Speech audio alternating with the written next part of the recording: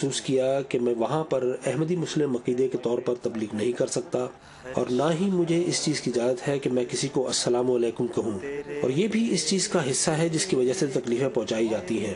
ان کا یہ طریقہ انتہائی غلط ہے اور قابل قبول نہیں، لیکن خدا تعالیٰ کے سچوں کے ساتھ یہی ہوتا ہے۔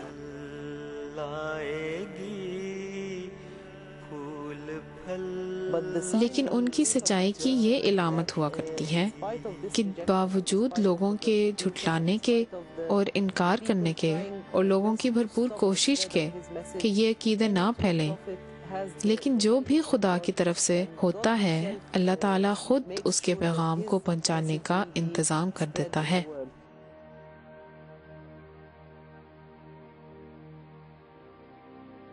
اس شدید مخالفت کے باوجود وہ احمدیت کی ترقی کو روکنے میں کلیتاً ناکام رہے، جو آج کے دور میں پہلے سے بھی بڑھ کر تیز رفتاری سے ترقی کی منازل طے کر رہی ہے۔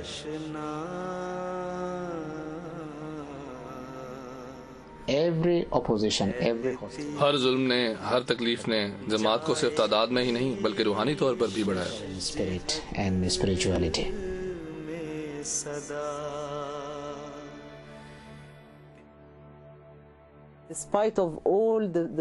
باوجود ان کی تمام کوششوں کے جو انہوں نے اس پیغام کو روکنے کے لیے کی، یہ پیغام دنیا کے چاروں کونوں میں تیزی سے پھیلتا چلا گیا، جیسا کہ انہوں نے ایک پیشگوئی میں بھی کہا ہے۔ اور ہم دیکھتے ہیں کہ جب بھی تکلیف بڑھتی ہے یا جیسے جیسے مصیبتیں بڑھتی ہیں، ویسے ہی تیزی کے ساتھ آپ کا پیغام دنیا میں بڑھتا چلا جاتا ہے، اور خدا تعالیٰ کے فضل بھی اسی تیزی کے ساتھ اس کے ماننے والوں پر ہو رہے ہیں۔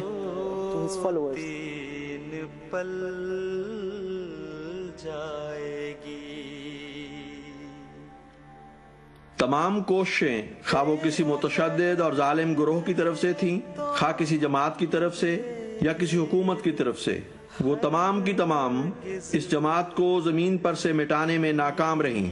اس کے برعکس خدا تعالیٰ حضرت مرزا غلام احمد کے ساتھ ہوا، ان کی مدد کی اور آپ کی تمام پیشگوئیوں کو پورا کیا، اور جیسا کہ آپ نے 1889 میں پیشگوئی فرمائی تھی، اس کے مطابق تمام دنیا میں آپ کے پیغام کو پھیلایا۔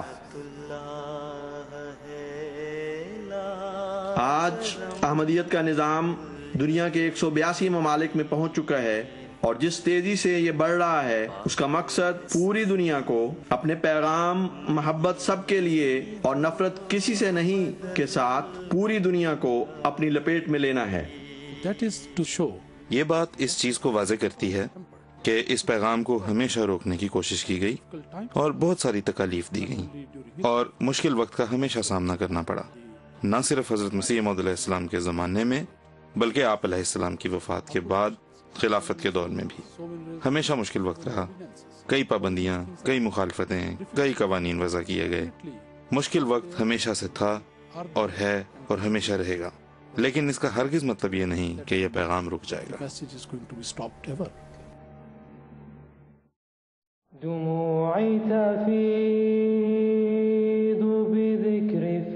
خدا تعالیٰ کے حکم کے تحت حضرت مسیح موعود علیہ السلام نے اسلام کو دوبارہ زندہ کرنے کے لیے اور خدا تعالیٰ کی توحید دنیا میں قائم کرنے کے لیے احمدیہ جماعت کی بنیاد رکھی۔ آپ کا الہی مشن دنیا میں حضرت رسول کریم صلی اللہ علیہ وسلم کی انہی پاکیزہ تعلیمات کو دوبارہ لانا تھا جو کہ ہمارے پیارے نبی حضرت محمد مصطفیٰ صلی اللہ علیہ وسلم نے سکھائی تھیں۔ پہلی بات تو یہ ہے کہ آپ علیہ السلام کوئی نئی بات نہیں لے کر آئے تھے، یعنی آپ علیہ السلام نے کوئی نئی چیز متعارف نہیں کرائی، کیونکہ آپ علیہ السلام کا واحد مشن اسلام کی احیاء نو یعنی اسلام کے پیغام کو دوبارہ زندہ کرنا تھا۔ آپ نے اسلام کی واضح اور سچی تعلیمات پیش فرمائیں، اخلاقیات اور اسلامی فلسفہ پیش کیا جس کا ماخذ قرآن کریم تھا اور رسول کریم صلی اللہ علیہ وسلم کی سنت طیبہ تھی۔ وہ اسلام جو امن اور محبت اور اتحاد کو مختلف مذاہب کے ماننے والوں کے درمیان پیدا کرتا ہے، جو بھائی چارے کو پیدا کرتا ہے، اور کسی قسم کے خون بہانے یا زبردستی کے ذریعے نہیں بلکہ پختہ یقین اور خدا تعالیٰ کی رضا کے آگے کامل اطاعت کے ذریعے۔ جماعت احمدیہ اس بات کی دعوے دار ہے کہ وہ اسلام کی سچی تعلیمات کے ماننے والے ہیں۔ یقیناً دوسرے فرقے بھی اسلام کے یہی دعویٰ کرتے ہیں کہ وہ سچی تعلیم کے پیرو ہیں۔ It's very interesting to note that the Holy Prophet of Islam یہ بڑی دلچسپ بات ہے کہ ایک مرتبہ رسول کریم صلی اللہ علیہ وسلم نے یہ بات بیان فرمائی کہ جس طرح یہودی اور عیسائی مختلف فرقوں میں تقسیم ہو چکے ہیں، اسی طرح مسلمان مختلف فرقوں میں تقسیم ہو جائیں گے، اور آپ نے یہ فرمایا کہ مسلمان 73 فرقوں میں تقسیم ہو جائیں گے، اور ان میں سے 72 غلط ہوں گے اور صرف ایک سیدھے راستے پر ہوگا، اور جو ایک ہوگا وہی جنت میں جانے والا ہوگا۔ on the right path would be the people going to paradise. كلهم في النار الا واحدة. وہ سب کے سب جہنمی ہوں گے سوائے ایک کے۔ تو صحابہ نے رسول کریم صلی اللہ علیہ وسلم سے پوچھا کہ ہم اس ایک جنت کے حقدار کو کس طرح پہچانیں گے؟ Shall we recognize the Naji or the paradise bound sects or successful sects among your followers? ما انا علیہ واصحابی.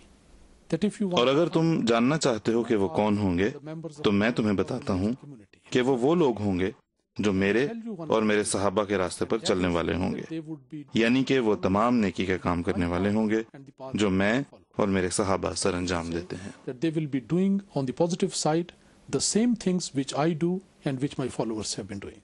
The situation, the environment, the جن condition, حالات میں، جس ماحول میں تم مجھے اور میرے ماننے والوں کو دیکھتے ہو، وہ بھی بالکل اسی حالت میں ہوں گے، they will اسی ماحول کو اور انہی حالات کو وہ دیکھیں گے۔ the same. اور اگر آپ اس وقت کو یاد کریں کہ کیا حالات ہیں جن کا سامنا حضرت صلی اللہ علیہ وسلم نے فرمایا، To your mind, what was the situation Hazrat Muhammad, may peace and blessings of Allah be upon him, was facing? حضرت محمد مصطفیٰ صلی اللہ علیہ وسلم کے صحابہ کو لا الہ الا اللہ محمد الرسول اللہ کہنے کی اجازت نہیں تھی، There is none یعنی اللہ کے سوا کوئی معبود نہیں اور محمد صلی اللہ علیہ وسلم اللہ کے رسول ہیں۔ یہ وہ بنیادی اقرار ہے جو اسلام کی بنیاد ہے۔ were persecuted. بس وہ لوگ اس کے واسطے تکلیف دیے گئے، اذیت دیے گئے، اور تاریخ اس بات کی مکمل گواہ ہے کہ ان کے ساتھ کیا سلوک کیا گیا۔ The Muslims were called names. They were not allowed to claim to be Muslim. مسلمانوں کو ایک اور نام سے پکارا جاتا، انہیں سابی کہا جاتا، انہیں مسجد کو مسجد کہنے کی اجازت نہیں تھی، انہیں اذان دینے کی اجازت نہیں تھی، ان کے گھروں کو جلایا گیا، Say azan. اور بالکل انہی حالات کا آج جماعت کو سامنا کرنا پڑا ہے۔ Their house احمدیوں کو اجازت نہیں کہ وہ اپنے آپ کو مسلمان کہیں، eggs. اور اگر کوئی احمدی اپنے آپ کو مسلمان کہے تو اسے جیل بھیج دیتے ہیں۔ Same situation. انہیں اجازت نہیں کہ وہ اپنی عبادت گاہوں کو مسجد کہیں، اور اگر کوئی ایسا کرے تو اس کو سزا دی جاتی ہے۔ انہیں کلمہ کہنے کی اجازت نہیں ہے، احمدی کو السلام علیکم کہنے کی اجازت نہیں، ان کے گھر جلائے گئے ہیں، ان کے کاروبار تباہ کر دیے گئے ہیں۔ If any Ahmadi claimed to be Muslim, then they send him to jail. They are not allowed to name their worshipping place to be mosque. If anybody does that, then he is punished. They are not allowed to say kalima, La ilaha illallah Muhammadur Rasulullah. And Ahmadi are not allowed to say Assalamu alaikum. Their houses are burnt, their business are destroyed. the way the Holy Prophet sallallahu alaihi wasallam جس طریقے سے آن حضرت صلی اللہ علیہ وسلم اور آپ کے صحابہ کو تکالیف پہنچائی گئیں، so بالکل ویسے ہی تاریخ اپنے آپ کو دہرا رہی ہے۔ Pakistan ایک مرتبہ ایک مشہور لیڈر نے عدالت میں اس بات کا اظہار کیا کہ آج ہم وہی سلوک to the پاکستان کے احمدیوں کے ساتھ کر رہے ہیں جو کفار نبی کریم صلی اللہ علیہ وسلم اور آپ کے صحابہ کے ساتھ کرتے تھے، Prophet and his followers. اور اس طرح خود ہی سچائی کا اقرار کر لیا ہے۔ یہ The کہ cat is out of the bag, as they say.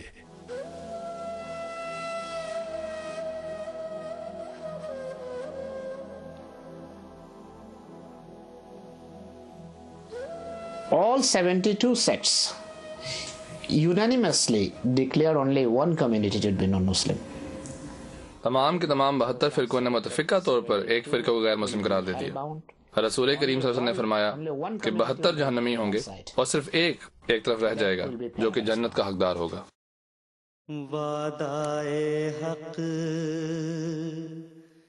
جان اس سلسلے کی ترقی اور پھیلاؤ کو اسلام میں خلافت کے احیاء نو کے ذریعے سے بہت برکت ملی۔